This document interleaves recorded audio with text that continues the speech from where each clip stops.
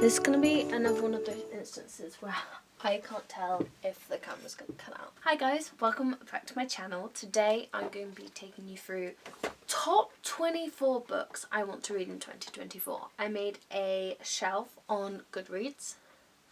You can kind of see that. Some of them I have physically and I can like pull out and show you, which is why we're by my bookshelves. And other ones I can't because I don't own them yet, which is literally like maybe one or two on this list.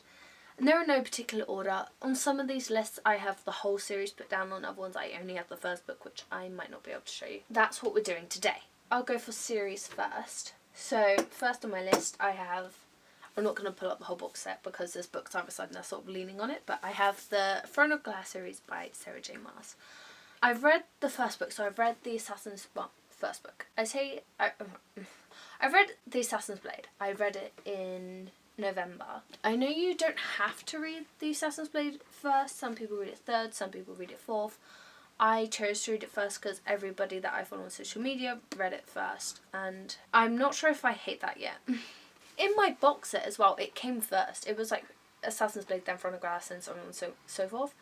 So I read it in the order of my box set that I got off Amazon, which was first. So there's 8 books in the Throne of Glass series, but that is 7 books there. Another series I want to finish is ACOTAR. So I have A Court of Frost and Starlight and A Court of Silver Flames. A girl on TikTok said to read because this is sort of like a refresher-ish, to read these after reading Throne of Glass if you want to get into the Sarah J Maas universe, and that is what I'm doing.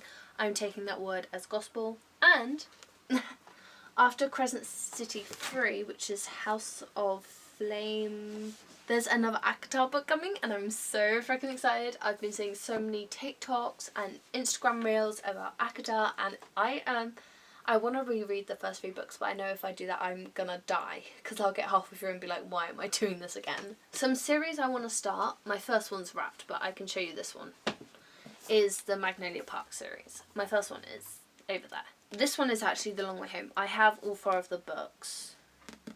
I don't know if there's a 5th one coming. Don't hold me to that because I know Jessa Hastings has just started her Never Never series, which is a Peter Pan retelling. But yeah, Magnolia Parks is one I really want to get to. I have the American copies of the original covers and they're absolutely massive. I got it as a present from my sister for my birthday, and I intended to read them come like September time, so it would be like start of term vibes, but I just didn't get to it. Another series is the Knock 'Em Out series. Oh, I would pull it out, but it's at the bottom. We have the Knock 'Em Out series by Lucy Score. I currently only own this one. There are 3 books in the whole series. I don't really know what it's about, but I have a feeling, because I've heard a lot of people talk about it, but spoiler free, that it might be small town, and I'm really hoping it is, because I've not read a small town in freaking forever that I feel like I'm overdue it, to be honest. 2 books which are technically a part of the series but are currently on my December TBR that I don't know if I'll get to. This is me being a realist. We have Boyfriend Material by Alexis Hall, which is, it's called like London Daydream or something series, and I also have The Husband Material right here. I have been obsessed with this book ever since I saw it came out, and I've just not got around to it yet. I've only just got my copy of this. Again, it's massive for some reason. But another book I really want to get to in 2024. Of course, we have Iron Flame by Rebecca Yarros. This is also in my December TBR. Do I know if I'll get to it? I have no idea. I have started it. Ooh.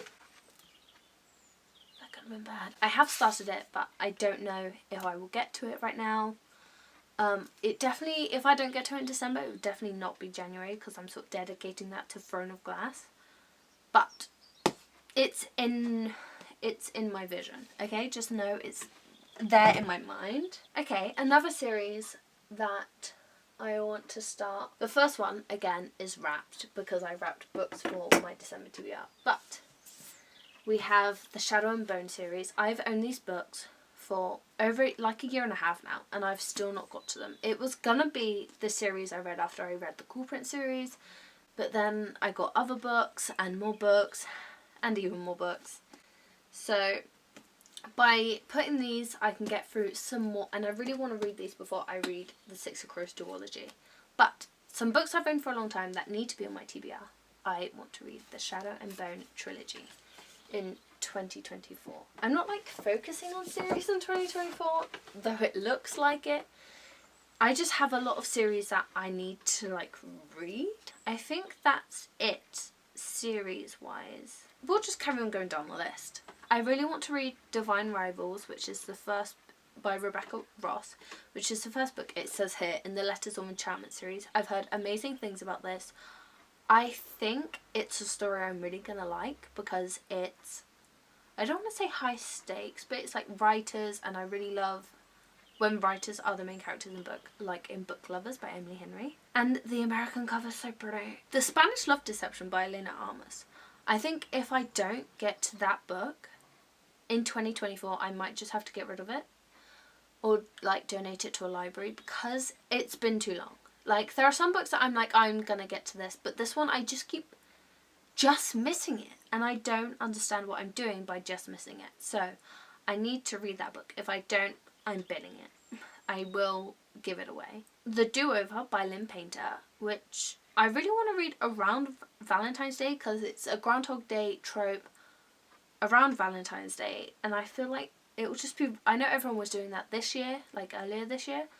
I'm not cool. I'm not part of the cool squad, so I wasn't doing that this year, so I really want to.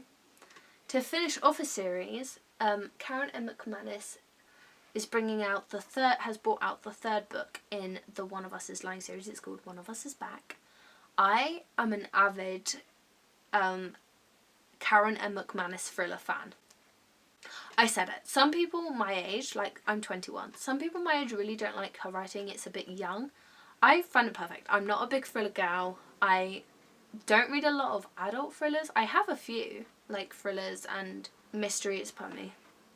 Like, I have a few for sure, but I just don't, I'm not drawn to them in the same way. I think the only one I have read is maybe The Silent Patient. And talking about Silent Patient, the author, Alex Michaelides, brought out a second book called The Maidens. Unrelated, but similar. They have, like, characters that tie into both. The Maidens I do own. Not on this shelf, though. God knows where it is. I own her, because I bought 2 copies, one for me, one for my ex. Lol. There is one I want to read, and I think it will help me get in the mindset to read like more gothic and dark academic stories like Donna Tartt's writing, which I have started a Donna Tartt book, I just haven't got around to finishing yet. Not in like a DNF kind of way, as in like it's a thick book and I just picked up a different book whilst reading it. Lessons in Chemistry, which again is wrapped up because I didn't unwrap my books, is another book I want to get to. I remember being really ecstatic about it. I used to be a really big chemistry fan, and I feel like that bleeds into a lot of the books I read. So right now I'm reading Trinity by Louisa Hall, which is sort of like an Oppenheimer retelling from fictional characters' perspectives. So I am a big chemistry fan. On my list I have A Little Life by Hanya Yanagihara. Sorry. I picked this up in a charity shop for £1.50. And the spine's already so broken, so I wouldn't feel bad about cracking it. This is a book I have always said I'm going to dedicate a weekend to. I have like a week off from work in February, and I might do it then. Because this is supposed to be one of the most emotionally destroying books ever.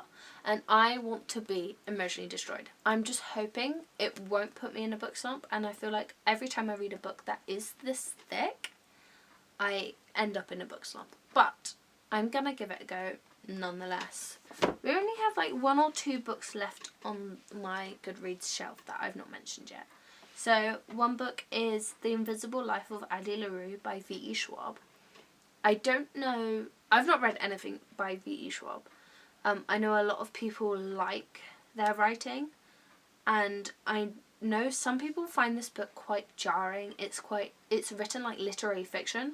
I think I'm just drawn to it because 1, the cover is absolutely stunning. 2, the synopsis reminds me of The Book of Form and Emptiness by Ruth Ozeki, which I've not read but I do own and I do want to read. I just feel like I might connect to it in a way that I don't with just general fiction. First is Anna Karenina by Leo Tolstoy, which is at the bottom of that pile and I'm not about to pick it up. But Anna Karenina, which I always pronounce as Karenina. I don't know why I do that. In my head, that's just how it is. This will be a classic I'm going to attempt. I'm marking it down right now. I'm attempting this classic. I have attempted to attempt it a couple times. I've just never... It's always been the book that I go to last if it's on my TBR. And then the last book I have is actually a series. It's the Mindfuck series by St. Abbey. This, you can buy all 5 books in one book, and it's probably like 500-ish pages, I think. They're not very long books individually. The Mindfuck series is one that just calls to me because it's a killer. I don't know if it's a serial killer, but it's a killer, and she goes out with the lead detective who's trying to solve the murder she caused, I believe. And that is so good. I've also heard it's like reverse Grumpy Sunshine. So she's grumpy, he's sunshine. Oh, and I was browsing Goodreads. This is the last book. I swear this is the last book. I was browsing Goodreads just on the Discover tab. And this book came up. It's called The Wishing Game by Meg Schaffer. I don't know if you can see the cover, but it's so pretty. And basically it's this teacher's aide called Lucy Hart, who's a 26-year-old, and she's always been in love with Jack Masterton's books. When she was growing up, she doesn't have family that loved her unconditionally, and when Jack Masterton announces he's finally writing a new book, even better, he's holding a contest at his home on the Rail Clock Island, and Lucy is one of the 4 lucky contestants to be chosen to compete to win in the one and only copy. For Lucy, the chance of winning the most sought after book in the world means everything to her and Christopher, who is one of her students. But first she must contend with the ruthless book collector's wily opponents and the distractingly handsome and grumpy Hugo Reese, the illustrator of the Clockwork Island books. Meanwhile, Jack, the mastermind, Masterton, is plotting the ultimate twist ending that could change all of their lives forever. You might just get it. So it's sort of like a competition, anticipation vibes. Okay, it came out earlier this year, so it was published at the end of May in 2023, and I've literally just saw it browsing on Goodreads, and I was like, I kind of need this book. Does that not sound really interesting? So it's like bookish people competing for the last book that this guy is gonna write set in this place. It's like if Sarah J Maas wrote one last ACOTAR book, she said there's only one in the world and you all have to fight for it. Could you imagine? So that is my 2024 TBR, essentially. Let me know what yours is. I made a 2023 TBR, but I just never made a video for it. Those are my 24 books I want to read in 2024 on my Goodreads TBR shelf. If there's any on here that you have read, most likely The Spiritual of Deception, let me know what you rated it. I just want to know what your thoughts were on all of these books. Whether you liked them, whether you didn't. And thank you for joining me at my bookshelves. I hope you're having a lovely, lovely end of the year. Goodbye.